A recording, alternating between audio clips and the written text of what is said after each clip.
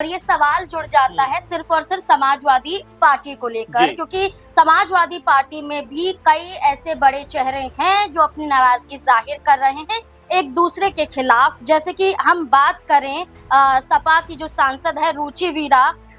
इन्होंने विरोध यहाँ पर जताया है एसटी हसन के खिलाफ और विधायक कमाल अख्तर के खिलाफ। जयचंद इन्हें बताती हुई नजर आई हैं, क्योंकि सपा का एक कार्यक्रम था, पीडीए का एक कार्यक्रम था और इस कार्यक्रम में रुचि वीरा को नहीं बुलाया गया और इसके जरिए इन्होंने ये आरोप लगाया। और इसके बाद खुद जो विधायक कमाल अख्तर हैं वो विधानमंडल के मुख्य सचेतक के पद से इस्तीफा दे देते हैं, नाराजगी जाहिर करते हैं। और इसके साथ साथ जो आनंद भदौरिया है वो ये तक कहते हुए नजर आते हैं कि सपा में अगर टिकट किसी को भी चाहिए तो सिफारिश नहीं चलेगी, सीधा आप सपा मुखिया के पास जाइए, वही आपको टिकट देंगे। बिना सलाह लिए हुए ऐसा ऐलान कर देना, रुचि वीरा की नाराजगी जाहिर करना, अपनी ही पार्टी के लोगों को जयचंद बता देना और इसके बाद इस्तीफा पेश कर देना, क्या सपा भी बिखर रही है? देखिए, बिल्कुल इस बात को लेकर ओपी राजभर लगातार बातें कहते रहे, लगातार बयानबाजी करते रहे। उन्होंने तो यहाँ तक कहा कि समूची सपा जो है वो बीजेपी मानने को तैयार है, लेकिन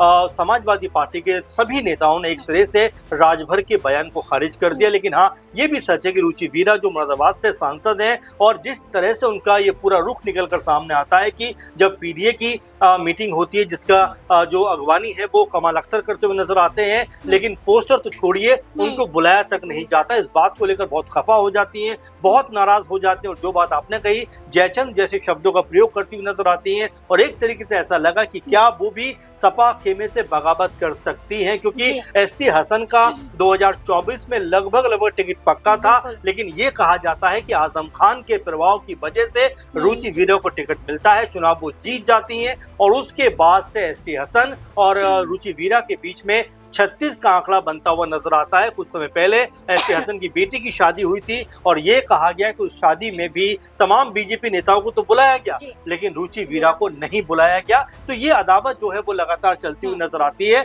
और अगर ये अदावत ऐसे ही आगे बढ़ती रही तो बिल्कुल इसका असर जो है पार्टी के ऊपर पड़ सकता है, क्योंकि विधानसभा चुनाव बहुत करीब है। उससे पहले अगर आपस का माहौल बेहतर नहीं बनाया गया, आपस में कह सकते हैं कि अगर जो तालमेल है उसको पुख्ता तौर पर अच्छा नहीं किया गया तो इसका खामियाजा समाजवादी पार्टी को भुगतना पड़ सकता है, क्योंकि पश्चिम उत्तर प्रदेश में रुचि वीरा चुनाव में जीती और एक मजबूत तरीके से उन्होंने समाजवादी पार्टी के लिए काम किया, महिला चेहरा है। ऐसे में अगर वो अलग थलग पड़ती हैं या पार्टी छोड़ती हैं तो समाजवादी पार्टी को बड़ा झटका लगता हुआ दिखाई पड़ सकता है। बिल्कुल, अब यही देखना होगा कि 2027 के विधानसभा चुनाव से पहले उत्तर प्रदेश में क्या सपा पार्टी अपने आप को बचा पाती है।